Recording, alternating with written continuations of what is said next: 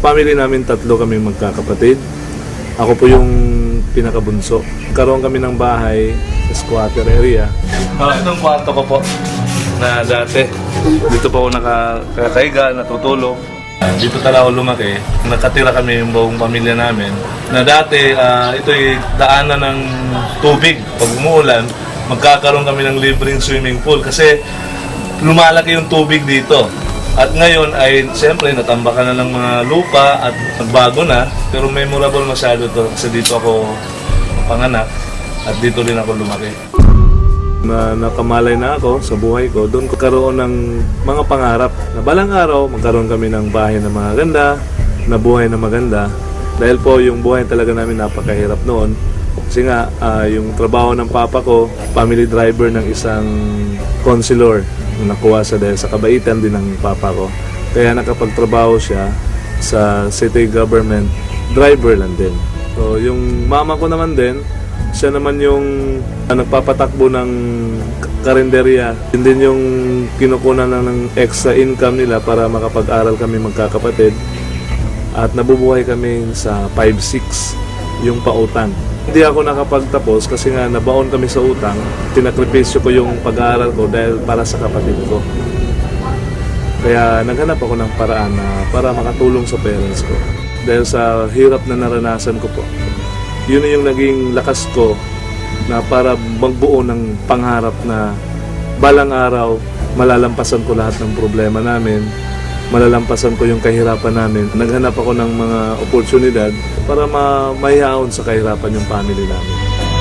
Nung matapos na pag-aaral ng high school, way back 1999, parang naging tambay ako kasi 1 year din ako hindi nakapag-aral agad. Kaya yung ginagawa ko doon talagang nagtatrabaho. Kaya lahat ng trabaho sa terminal, Ecoland Terminal o terminal ng bus ay naranasan ko po yan. Paglilinis ng sapatos, yung pagbibenta-benta ng mga durian candy, at saka yung pagkakarga ng mga bagahe ng mga pasahero. Yun, naranasan ko po yun para makatulong ako sa mama at papa ko. Humingi ako ng pagkakataon ng Panginoon na kung bibigyan niya ako ng chance ay hindi ko talaga pakakawalan. Yung unang pag-iempleyado ko po, award craft po yun, yung paggawaan ng mga plaque, ng mga trophy. Actually, nagtrabaho ko para sa ate ko, para makapagtapos siya ng pag-aaral niya, na makatulong din ako sa mga tuition niya at saka sa parents ko. Nung nag-graduate yung ate ko, nag-stop na akong magtrabaho at pumasok na ako sa negosyo, pagninegosyo. Kasi alam ko nung sa pagninegosyo, doon natin makukuha yung mga pangarap natin. Doon, may isang company akong napasukan na talagang doon ako namulat na talagang grabe pala yung potential income ng ganitong klaseng negosyo. Kaya na-challenge ako doon. Sabi ko, pag-aaralan ko to, kasi nasa-challenge ako sa mga taong umaasenso. Kahit anong background mo, nakapagtapos ka man wala, open sa lahat, sa mga taong nangangarap. So ako yung taong gigil na gigil dati na talagang makuha ko mga pangarap ko. Kaya nung napag-aralan ko siya, ay hindi din pala parang gano-gano ka basa-basa kang papasok. Kasi ang dami ding mga kumpanyang na parang may company, may produkto, pero wala namang silbi yung mga produkto at hindi nagtatagal. Kaya nung nakita ko si Royal, talagang sabi ko sa sarili ko, ito na yung company hinahanap ko, yung totoong opportunity. Nakita ko yung branch office na sa Davao. Talagang sabi ko sa sarili ko, talagang pwede kong ibigay lahat ng mga kakayanan ko, lahat ng lakas ko, lahat ng talino, talagang skills ko, na alam ko hindi ako mabibigo. Kasi nga, yung company Royal ay talagang sobrang ganda. Finally, nakita ko na yung tamang kumpanya.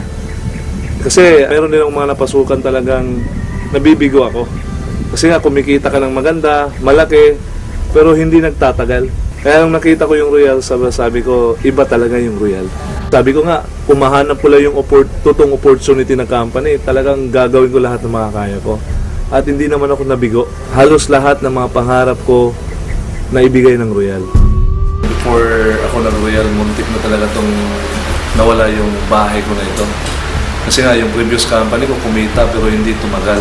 Nagkautang-utang pa. Kasi nga, nawala din yung company Parambula. Dahil po sa Royal, nabayaran yung bahay na ito na matagal namin pinapangarap ng pamilya. 8 months ko nung tinabaho yung Royal, nakuha ko yung Montero Sport ko. First car ko, brand new car from Royal. Doon ko na unang na-experience na nagkaroon ako ng sasakyan dahil po sa Royal yon. At dahil din po sa Royal, after 1 year ko po, na-awardan po ako sa executive circle ng company. After 2 years ko, umabot na pala ako ng 6 million na kinita ko. Kasi na-recognize po ako as a presidential circle ng company Royal. Kaya grabe yung nangyari sa buhay ko. Lalo na ngayon, in 3 years time ko sa Royal, na nagkaroon ako ng opportunity na makasama sa travel ng company. Ang kagandahan po ay sa Brazil. Dito sa Royal, lahat sinasabi, lahat pinapangako nila ay nagkakatotoo. Iba talaga palang maka-abroad ka. Hindi ka lang nagninegosyo at kumikita, pero ma-experience mo ang totoong lifestyle na binibigay ni Royal. Grabe! Kaya noon, na-enjoy ko po yung travel namin sa Brazil. Ang kagandahan po, kinuha ko na naman yung pinakapangarap kong sasakyan.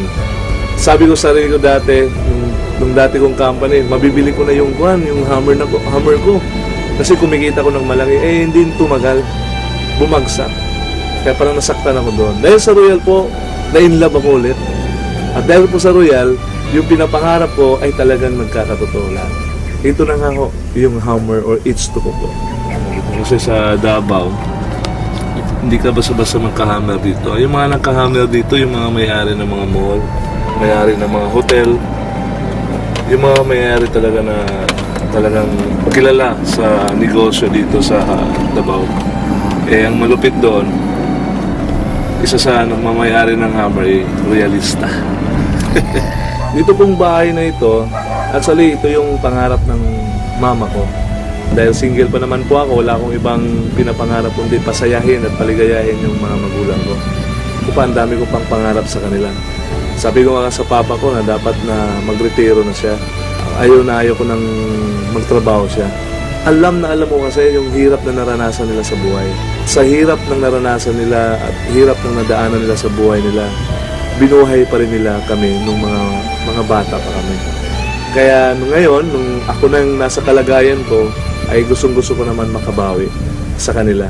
Masaya pakinggan na may anak ka na nag-alala sa pamilya niya. Sama sa amin, papa niya. Salamat. Kung gaano ko kamahal yung sarili ko, ganun ko po sila kamahal. Kaya lahat, habang single pa po ako, habang hindi pa ako nag-aasawa, binibigay ko po yung kaligayahan nila. Inauna ko po sila. Marami tayong kaibigan, magiging partner. Pero ang masabi ko lang, nag-iisa lang sila na ina at ama ko sa mundong ito. Kaya kahit anong mga hirap na naranasan ko sa pagninegosyo, makita ko lang sila, parang namomotivate na ako, parang nabibigyan ako ng lakas na ipagpatuloy yung naumpisan kong pagtatrabaho na maayos at yung tama. Sila din yung dahilan na umabot ako sa naabot ko ngayon. Kasi kung hindi dahil sa kanila, siguro matagal na ako rin nag-give up. Kaya kahit anong gawin ko, lahat ng ginagawa ko, sa ngayon po para sa kanila po.